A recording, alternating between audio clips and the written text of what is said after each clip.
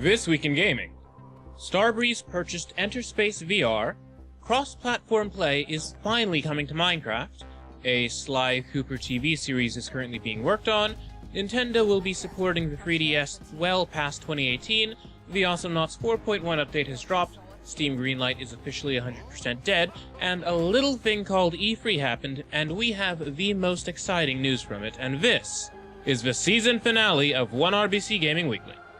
Folks, it's been a great first season of the show. A lot of exciting game news happened, we went to PAX East. It's been a blast, folks. We'll be back soon with more episodes. Over the summer, however, you'll be getting our new show, Other Games Can Learn From. This is a show that breaks down just what makes video games worth playing, and what lessons other games can derive from them. What do other adventure games stand to learn from Papers, Please, which is compelling but not fun? How has FTL, Faster Than Light, balanced risk and reward, and why does that make it so addictive in spite of its occasionally crushing difficulty? I'll be talking about all this and more in Other Games Can Learn From, so stick around for it. The first episode debuts next week. The Electronic Entertainment Expo opened nice and early on Saturday with the EA Play conference. Now, this is Electronic Arts' own conference. It's not particularly E3 branded, but it takes place the day before, so whatever. There was some shooty bang-bang stuff that I don't particularly care about, some sporty run-fro that I care even less about, and some drivey crash that's looking like a poor parody of a Fast and Furious movie. At this point, it would be far more entertaining to see a comedy racer. How long until we see Need for Speed Italian Job happen? Probably the most exciting game to come from EA's conference was Anthem, a new IP from BioWare. It's officially a shared world ARPG, basically an MMO along the lines of Destiny.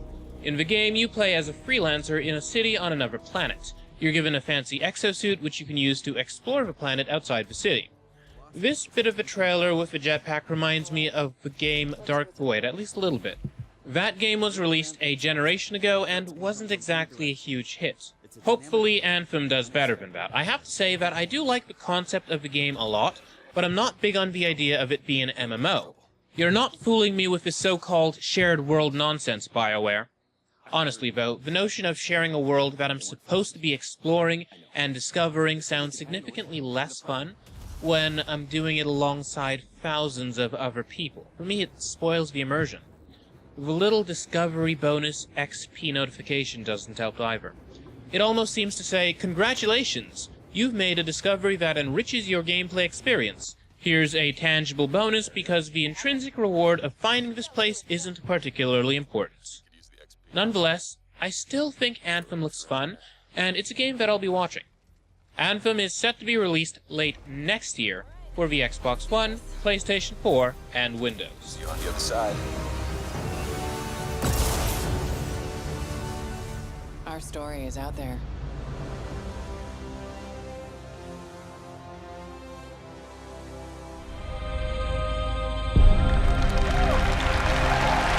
Welcome to E3 2017. Microsoft made some pretty big waves with their conference. They opened right up with the Xbox One X, which is the new edition of the Xbox One. Formerly codenamed Project Scorpio, the Xbox One X, which is a stupid name by the way, is coming out on November 7th, 2017 for $499. This device allows games to be played in 4K with higher resolution textures and improved frame rates over the original Xbox One. The Xbox One X is in competition with Sony's PlayStation 4 Pro, which was launched last year and, as you may rightly guess, is a more powerful edition of the PS4. In a way, these consoles are representative of the way that the console industry is rushing to keep up with advancing technology, but are trying not to leave consumers behind. Think about it. If you're the guy who spent 3 years saving up to buy a PS4, you're probably going to plug it into your 1080i television set like a filthy animal. If you're a euphoric consumer with a lot of money, or maybe you're deep in debt because you keep taking out loans to buy the latest and greatest technology, you probably already own a 4K 3D TV, which is mounted above your HD DVD collection. If you're this guy, you've probably already purchased a PS4 Pro, and you've pre-ordered the Xbox One X, you insatiable materialist. If you're a first guy, you'd feel betrayed if Sony announced the PS5 or Microsoft announced a new Xbox 2, because it means that the console you spent all this time saving up for is going out of style, and the development of new games for your system will be grinding to a halt. The point is, there are now tiers of consoles that will allow developers to raise the bar in terms of visual fidelity and technical excellence, but it's going to take place in a single console generation. So if you can't afford to buy a brand new console, you can still enjoy new games. What do you think of the Xbox One X? Should Microsoft have just called it the Xbox Scorpio? Hit us up on Twitter or Instagram at OneRuleBeCool. Over on Instagram, at SinCityDave asked if it could run Crysis. Technically, yes, though the game's not backwards compatible yet, so unless it gets recompiled for the system, don't expect it. Joking aside, Dave likes the idea of not being stuck to a machine for a whole generation. At bbarf22 digs the design and game collection of the machine, and is looking forward to Cuphead, which was shown off during Microsoft's conference, and is coming to the Xbox One as well as PS4. There were some pretty interesting indie games that were shown off during Microsoft's conference. This includes The Artful Escape of Francis Vendetti, which is a little reminiscent of The Secret Life of Walter Mitty. It's a wild escapist platformer adventure that looks like incredible fun. Now, at the opposite end of the thematic spectrum is The Last Night, a cyberpunk adventure that's a sort of cinematic platformer set in a dark, grimy world in which your character can't interact normally because he can't get a brain-computer interface. This has dealt him a rough hand in life.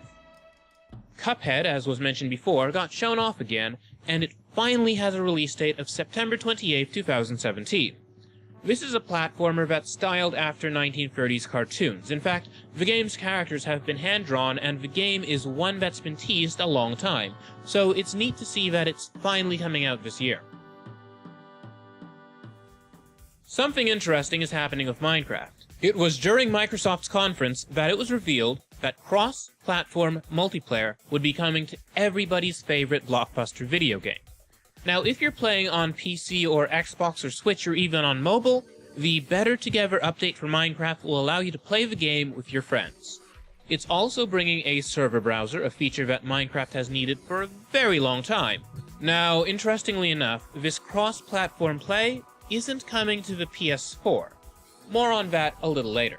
After Microsoft's conference, they unveiled that new avatars would be coming to their Xbox Live service. They'll have a new style, more skin colors, props, and more body types. As a black man of average height, I'm pretty happy with my XBL avatar as he stands. That said, I'm not too fond of the redesign for the faces. I'm getting a slightly uncanny valley vibe from them. That said, I am happy that they're including options for people with disabilities.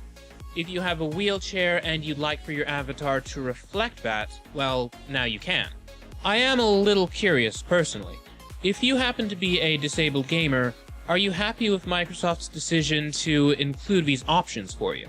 Or would you rather not represent your disability in games? Hit us up on Twitter at OneRuleBeCool and let us know what you think. Personally, I think that Microsoft had the best conference. It was well organized, it presented a really great range of games, and it managed to avoid being distracted with non-gaming things. That said, I feel like Sony had the best presentation. As is tradition, Sony opened their conference with a classy live music act, followed by an action-packed trailer. In this case, it's for the new for Uncharted: The Lost Legacy, a spin-off from the main series starring Chloe Frazer and Nadine Ross on the hunt for an ancient Indian artifact. Also shown off during Sony's conference was Horizon Zero Dawn: The Frozen Wilds, DLC for Horizon Zero Dawn that continues Aloy's journey in the freezing territories of the North. Horizon Zero Dawn, when it came out earlier this year, garnered a ton of both critical acclaim and commercial success. It's been a real hot seller for the PS4, and it's well worth playing if you're looking for an exciting post-apocalyptic adventure about hunting giant robot dinosaurs. If you're into hunting fleshier dinosaurs, great news. A new Monster Hunter game for the PlayStation 4 was unveiled during Sony's conference. Monster Hunter World is set to be released early 2018, and it's not just coming to the PlayStation 4. There's also going to be an Xbox One and PC version of the game. Now, this game will be facing some competition on PC as Dauntless, which we got to check out at PAX East this year, will be going into alpha on August 18th, and it scratches a lot of the Monster Hunter itch. It'll be interesting to see how this pans out. You see, when Dauntless was first announced, there was no news about any sort of Monster Hunter game on PC. There was a big gaping hole in the market, but now, we're just gonna have to keep an eye on things. A remake of Shadow of the Colossus is currently in development and is coming out in 2018. Now, in case you're new to the world of gaming, Shadow of the Colossus was a huge hit when it was released on the PlayStation 2. While it was re-released on PS3, this PS4 edition of the game seems as though it'll have beautifully remastered graphics. Thank goodness for that, as the original game's graphics didn't age badly thanks to its art style, but it definitely looks somewhat dated today. Now, Sony is continuing to push virtual reality hard. Featured during their conference was Skyrim VR, an adaptation of the 5th Elder Scrolls game for the PSVR headset. While it was unexpected, it wasn't a total surprise. You see, Skyrim is often held up as a dreamy what-if sort of game for virtual reality experiences. It makes sense that this one is coming to the PSVR. One of the VR games that really caught my attention was Starchild, which is currently in development by Playful Corp. Playful Corp, in case you haven't heard of them, is the developer responsible for Lucky's Tale. Lucky's Tale is a platformer that was a pack-in game with the Oculus Rift. Now, you're not running around in first person, but instead, you're staring out at your character as he's bouncing around the world. You guide him. The game was really important in that it showed what you could do with virtual reality. Not every VR game has to be some crazy, hyper-realistic first-person experience. Such genres as the 3D platformer that we may think of as played out gain a whole new perspective in VR. Now, little is known about Starchild aside from the fact that it's a sci-fi platformer set on another planet. It's apparently going to be a cinematic, spectacle-filled platformer along the lines of Out of This World. We'll be keeping an eye on Starchild. There's a Starchild on PSVR. Do you like fishing? Do you want to fish harder? Well, we present to you Final Fantasy XV Extreme Fishing. Monster of the Deep is a Final Fantasy 15 spin-off about, well, fishing. Not the most exciting premise for a game, I guess, but then again, Final Fantasy 15 is largely loved for its characters, with whom people seem to want to hang out, making it a good candidate for this sort of game. Monster of the Deep is coming to PSVR sometime in September. A game called Moss really caught my attention. It's a PSVR game in which you play as a mouse. Now, as a fan of the Redwall series, I like the concept. This is a top-down game instead of first-person. Again, not entirely unheard of for virtual reality, but an interesting departure from the norm. Now, in Moss, you help a mouse named Quill to solve puzzles that seem to draw inspiration from the Legend of Zelda series. Moss is set to be released later in the year. A new trailer was shown off for Quantic Dream's next game, Detroit Become Human. Now, this game tells the story of androids becoming sentient. Think Ergo Proxy and the recent I, Robot film adaptation. It covers some of the socio-political ramifications of these androids becoming people. Now, Quantic Dream's games tend to be of the playable movie variety. For Detroit, players can expect to make choices that will impact the game's outcome. They're promising a deeply branching narrative, so it'll be interesting to see how such an ambitious game plays out. Sony ended their conference with a trailer for the new Spider-Man game. Now bear in mind, this new game is not tied to the upcoming Spider-Man Homecoming, but it's an original take on everybody's favorite arachnoid superhero. And it looks incredible. It's a bit like a Spider-Man version of the Batman Arkham games, but naturally more lighthearted. The game is set to be released sometime next year for the PlayStation 4. Nice jumpsuit. Slimming. The game is fun. The game is a battle. If it's not fun, why bother? If it's not a battle, where's the fun? It's a test that you pass or a quest that you fail. A race against time. Fun and battle always locked together. But the game is also something else. It's a journey, a passport to new worlds, maybe even and Odyssey. The last big press conference was Nintendo's. They opened with Reggie dropping poetry before unveiling a trailer for Xenoblade Chronicles 2, which is the latest entry into Monolith Soft's sci-fi RPG series that's a big success, in large part thanks to fans lobbying for the Wii version of the game, Xenoblade Chronicles, to receive a Western release during Operation Rainfall. Xenoblade Chronicles 2 is coming to the Switch late this year. It seems that the art style has changed to something, cutesier. I like the old style better, personally. Nintendo then showed off Kirby for Nintendo Switch working title, which I think is a terrible name for the game and should really only be used as a placeholder. This game will offer support for up to 4 players in co-op, and will offer the titular pink blob of the character some new abilities, yay. After this, Nintendo dropped 2 bombshell announcements. First, a Pokemon RPG is coming to the Nintendo Switch, a proper mainline one, not a Tekken crossover or photography simulator. This announcement set half of the internet on fire. The announcement that set the other half on fire was that Metroid Prime 4 is in development. During the last generation, there were no new Metroid games. Other M was a bit of a failure on the Wii, and Federation Force on the 3DS is widely regarded as an aggressively mediocre take on the Metroid franchise, failing both in terms of tone and gameplay. After the presentation came another Metroid announcement. Metroid Samus Returns, a remake of Metroid 2, originally released on the Game Boy, is in development for the 3DS, and is set to be released on September 15th. It's the closest thing we're seeing in years to a proper 2D Metroid. At least, it's the closest thing that isn't Axiom Verge or AM2R, the body of which is still too warm for me to make jokes about, though Dr. M64 himself says he's looking forward to Samus Returns, which is nice. One of the weirder Nintendo announcements happened during Ubisoft's conference, which we haven't spoken of for the sake of time. The game Mario plus Rabbids Kingdom Battle is currently in development for the Switch, and it combines the Rabbids, which are themselves spun off from the Rayman universe, with the whimsy of the Mushroom Kingdom. What makes this really bizarre, though, is that it's a tactical turn-based RPG along the lines of Fire Emblem and XCOM. Mario has never been a commander before, but there's a first time for everything. One of my personal favorite announcements from Nintendo's conference was the news of Rocket League coming to the Switch. Now, if you've somehow never heard of Rocket League, all you need to know is that it's a sports game in which you're playing soccer with cars. With this awesome game coming to the Switch, you'll finally be able to miss goals on the road.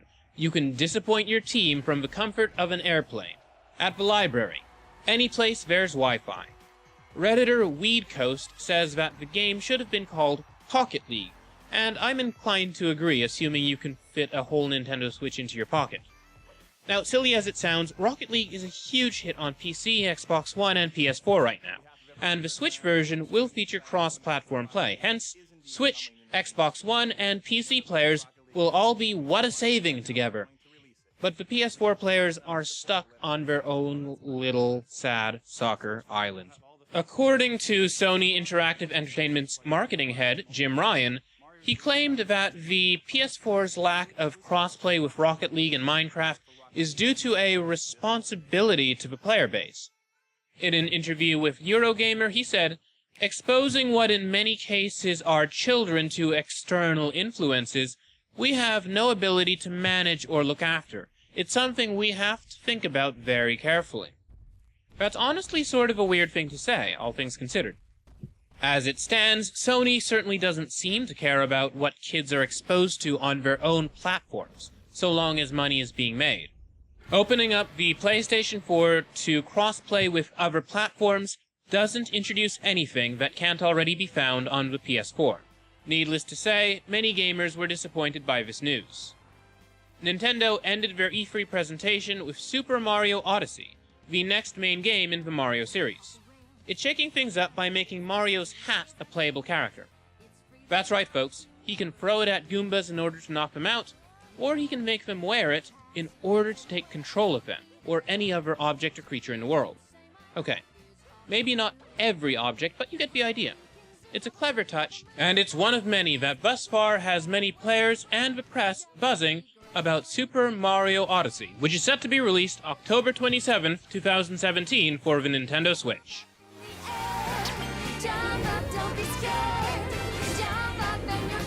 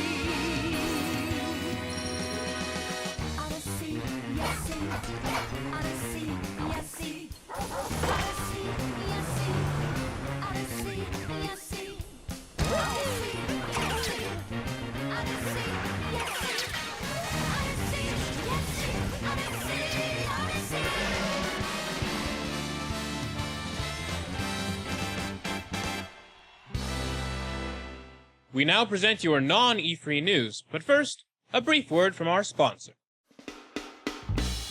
There are more tools to make games, and games being released, than ever before. How do you get your game noticed by sites, streamers, and other outlets? Playing the Press is your guide to standing up and standing out.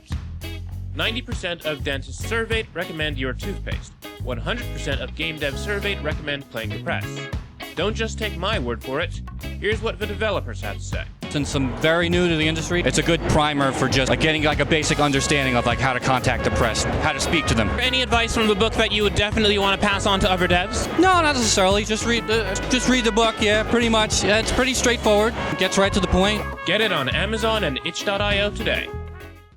Steam Greenlight is officially dead. No longer accepting submissions. Valve is currently in the process of reviewing games that have been in Greenlight limbo, as it were. They're sorting and approving which games will be going on Steam.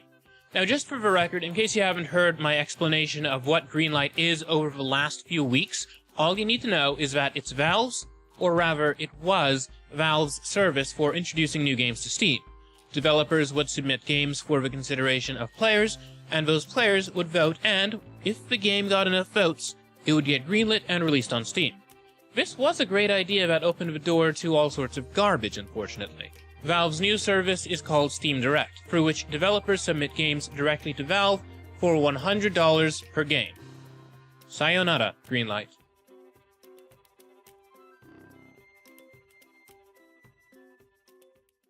One of the most interesting non-E3 announcements came from a virtual reality arcade, VR Zone, which is set to open in the middle of Shinjuku down in Tokyo.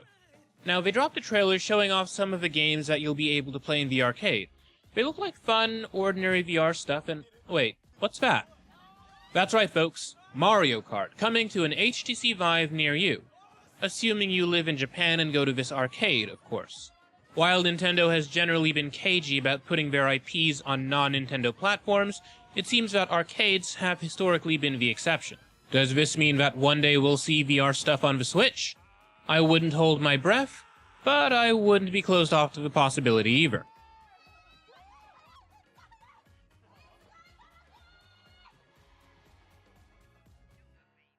Maybe as a kid you played a PS2 game about a raccoon going on heists. The Sly Cooper series of games was pretty popular a while back, and today it's sort of dormant. The last game in the series was released on the PS3 and Vita a few years ago, and at current there are no known Sly Cooper games in development. This week it was announced that a Sly Cooper television series is currently being worked on by Sony Interactive and Technicolor Animation Productions. This is a little bit of a surprise after the commercial failure of the Ratchet & Clank movie, another movie based on PlayStation games. A Sly Cooper film adaptation was in development, but from the looks of things, it seems to have been cancelled. There's no word on if it's ever coming out, but it is nice to know that the franchise isn't dead, as proven by this TV show. When and where can we expect to see it? There's no word on either. Hopefully the show turns out well once it's actually released. Thank you for watching 1RBC Gaming Weekly. For all the greatest game news and editorials, stick with us at OneRuleBeCool.com. Be sure to follow at OneRuleBeCool on Twitter and Instagram. Follow me at Jordan_Cameron if you'd like to hear me tweeting as loudly as humanly possible. We'll be back soon with another season of game news. For now, get ready for our first season of Other Games Can Learn From. The Legion. It consumes everything in its path. They've never used Starlink before. Go show them what it can do.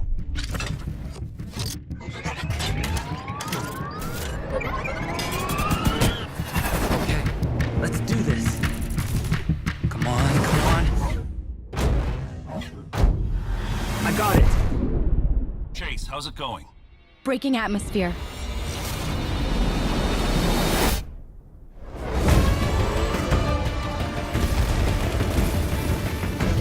Let's even the odds.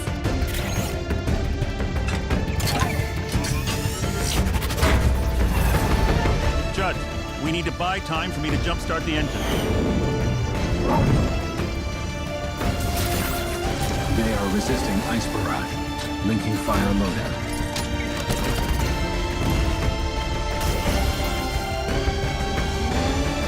against impossible odds, but together we will adapt and overcome.